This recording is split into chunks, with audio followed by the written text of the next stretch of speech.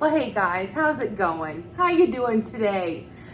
If you can see, it is evening time and it has been a busy day. I am preparing for a special occasion and I'm very excited. My daughter is graduating from university and we are having a party, and I have been busy working on prep all day today. But the one thing that I have not got done yet is the one recipe that she has requested. I must have waited to do it till the last minute because I knew I would make myself do it.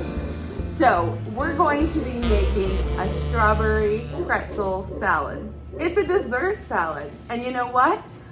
I am also part of this awesome collaboration that's been going on all month called Summer Salads 2023. The collaboration is put on by Ginger over at Not For Nothing Homestead and Lisa Nana 9 Acres. So thank you ladies for including me. And I know that you saved me to the very last of the month because you knew I would come up with something amazing and delicious, and I am just in time for your Memorial Weekend celebration. So you guys, let's get started making strawberry pretzel salad dessert. I have a large amount of stuff here, but don't be intimidated by all this. I will do my best to remember to link a recipe for you, but honestly, a quick Google search and you can find something similar. This is a salad that my grandmother used to make, and actually she remembers my grandmother making this salad and loved it. My grandmother would make it with different fruits, so like blackberry jello, blackberries, etc., etc. So you can get creative and use whatever fruits and jello flavorings you want, but we're sticking with the traditional strawberry for today because that's my daughter's favorite. We're going to be making a double batch today. So we'll have 2 salads that we're making because we're gonna be feeding a crowd tomorrow. So I wanna make this tonight so it has time to sit in the refrigerator overnight. And it said that I needed a box of Jell-O. I wasn't paying attention. You need a 6-ounce box. So I went back and got another 2 packages from a different store. So we'll go ahead and dump those in while I'm getting 4 cups of water to boil. For me, it would be 2 cups for a single batch.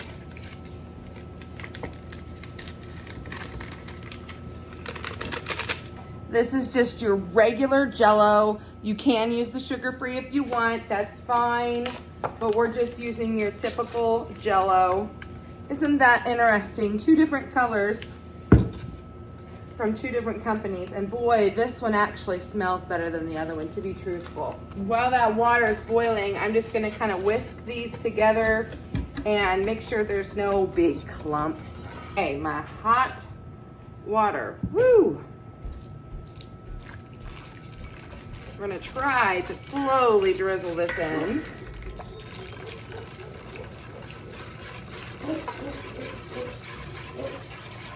Woo, that is hot, hot, hot.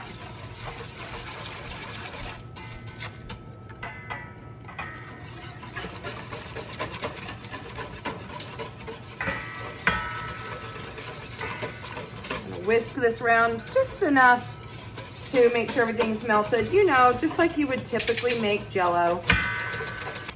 I'm gonna put this in the refrigerator now and continue to let it really cool down. So while that is refrigerating and cooling down, I am going to take our strawberries and give them a good rinse. And now that the strawberries are rinsed, we're going to chop them up. And I have this really cool tool that I'm excited about trying to use, but it didn't come in the mail today like I thought. So I decided I would try using this gadget again. I think I'm gonna chop them. Normally I would use my new slicing tool and slice them, but I'm kind of tired, friends. So strawberries are strawberries, they'll taste fantastic. We're just going to chop them today. And this tool works really handy too. So I'm going to just trim off the tops Save those for the chickens. And this is gonna work really good for those big ones. Maybe I'll just do one. Perfect. We'll stick with just one of the large.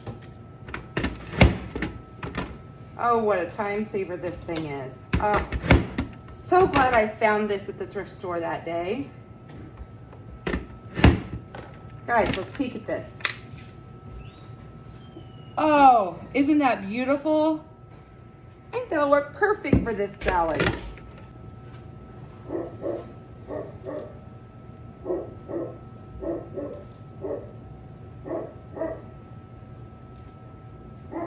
All right, the last of the strawberries are done.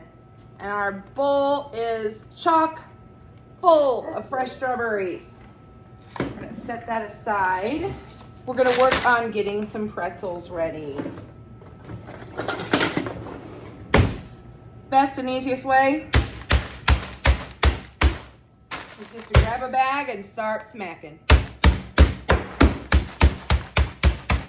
Here, if you want a nice fine pretzel,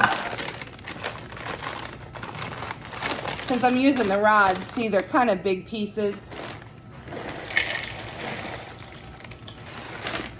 I'm just gonna put those in here and whir them up real quick like.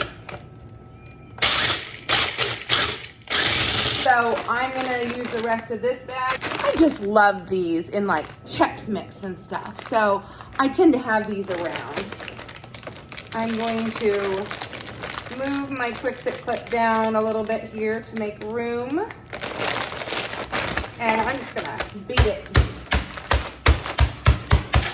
Oh, came out that end.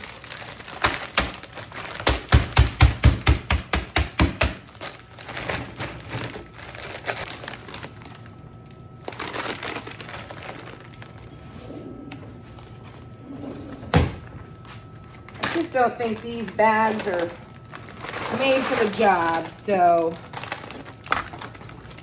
we'll go ahead and just do what I normally do. Get out the old Ziploc. It did okay, but I think I wanted a little more fine. I'm gonna start with these pretzels first, actually, because I just like them a little bit better. And we're gonna go ahead and make enough for this double batch. I just like the texture of that better. Give that a good mix.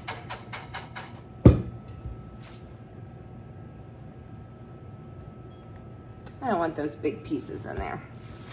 Today I'm using an unsalted butter because there is quite a bit of salt in with the pretzels. I'm gonna get these to melting and preheat the oven to 350 degrees. To this mixture, I'm also going to add some sugar. I just love these handy tools.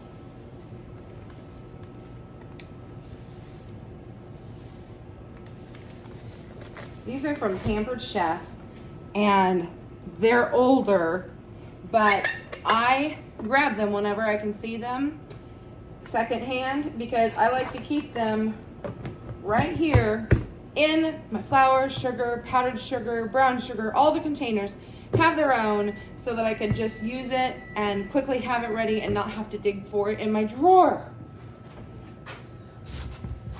Mix that in real quick. And then I'll stir up this butter, make sure everything is melted, and it is. And we'll just mix this in here. I know it's a lot of butter, but butter makes it better. Remember, this salad is going to be used as a dessert, but that is not a requirement. It also makes an excellent breakfast.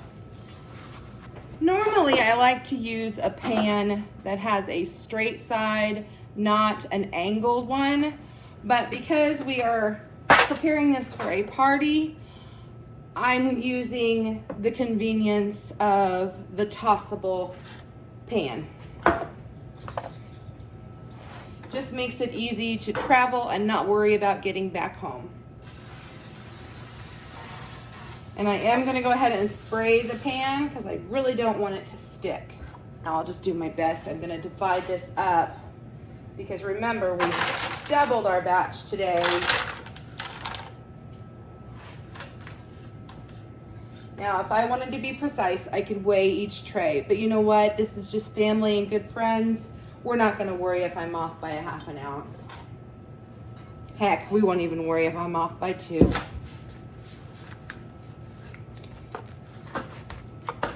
I wanna make sure I spread all the way to the edges. And see if it's about the same thickness, if I was good at estimating. You know what, I think there might be just a little bit more in this pan. So we'll even that out real quick. And I just want to make sure I'm pressing it down really well. Getting it into the bottom of the pan, maybe even up the sides a little.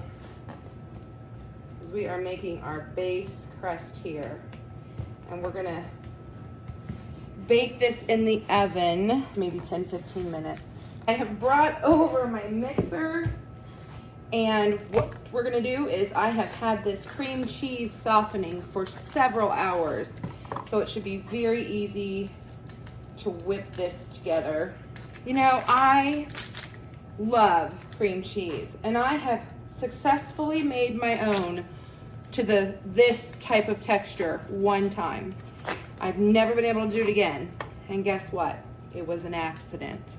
I was trying to make a different kind of cheese, a soft cheese, but I ended up letting it stay in, I believe I did it in the Instant Pot. I was making like a yogurt cheese and I did it too long and so it got nice and tangy and it got thick. It was amazing. I've never been able to repeat it. I'm so sad. There are things in the store-bought cream cheese that I probably don't want to know about that makes it that I like it, but it is what it is. And to this, we're gonna add some sugar. And I'm gonna go ahead and mix this a little bit here. Okay, oh, that looks amazing. Go down to the bottom, make sure it's all mixed in. Yes, it is. Next, we're gonna add in some whipped topping. You'll need to let this set in the refrigerator a day to get nice and soft, or out on the counter for a few hours, because when you buy it, it's typically frozen. This is a nice container. You know what? My other grandma, she would have used that to put chili in the freezer. Speaking of chili, Ginger hosted another collaboration, and it was a chili cook-off. You'll have to go check out that video. I'm just gonna continue to gently fold this together. I don't want to whip it because I don't want to lose that air.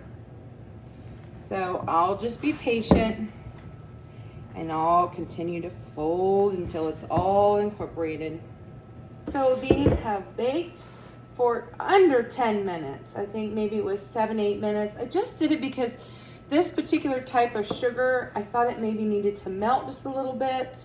While that was baking and cooling, I put this mixture into the refrigerator so it would kind of firm up just a little bit here. I'm just gonna try to divide it equally.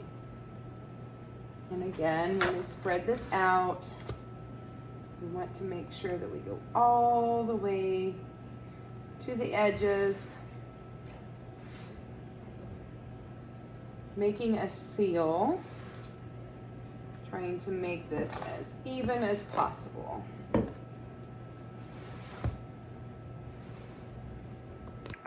We better taste this.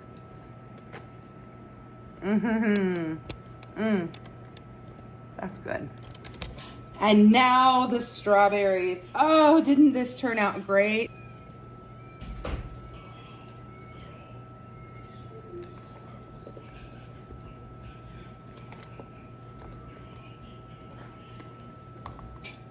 Our Jell-O from in the fridge has started to actually gel up a little bit, so I know it's ready to add to the top. I'm gonna grab a spatula. I'm just gonna kind of stir everything real quick. Try to get a few of these bubbles out.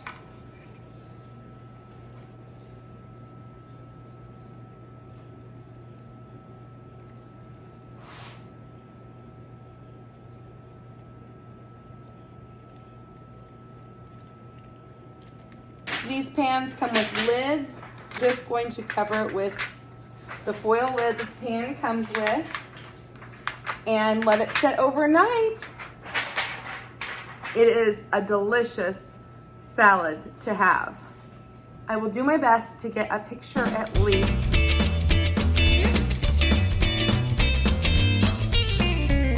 But tomorrow's celebration might get a little crazy and I might not get a taste test in for you. But now that you've seen how to make the salad, I hope that you'll try it also. Thank you so much for watching the video.